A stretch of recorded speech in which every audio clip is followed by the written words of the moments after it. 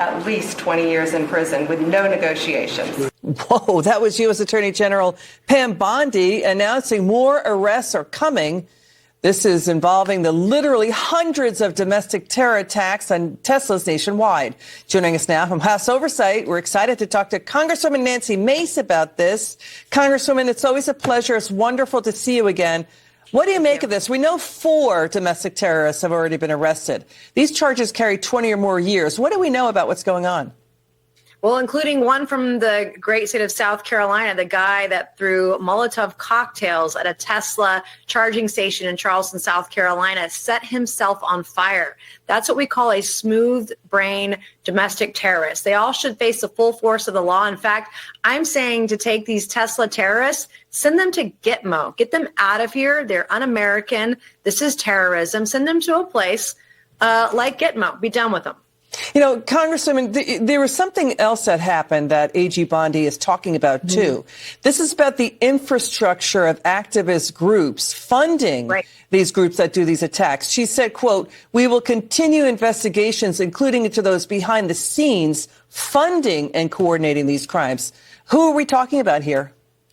Well, number one, I want to say Pam Bondi is tough as nails. Number two, my understanding is that George Soros and those aligned with him are funding these activists, these terrorist activists all around the country to the tune of $4,000 a month or more. They have hours. They track their hours. They clock their hours. They have special messages they put out.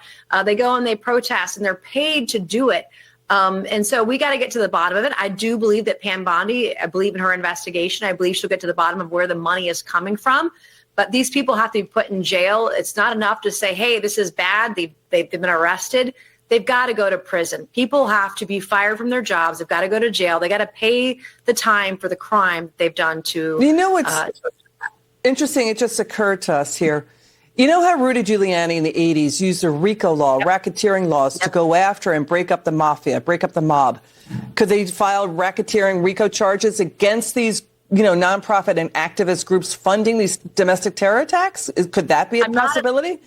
I'm not an attorney, but if there is case precedent, if there is legal precedent, then that path has already been paved, and the prosecution would have the ability to do that. Now, they have the will. If there's a way, absolutely.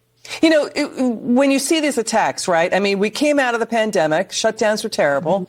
22 million thrown out of work. Then Americans suffered through the social justice riots where 40 people were killed in those riots. Now you see these Tesla attacks. This is the far left's answer to what is going on in America. It's not about fixing America. It's always about rioting and attacking. And, this is all this happening when there's Democrat silence again, silence and all that. As Elon Musk and Doge is cutting, they say, $150 billion in waste. They're trying to save and rescue entitlement programs like Social Security. They just caught a massive $382 million fraud of people taking jobless benefits when many of them were not even born yet.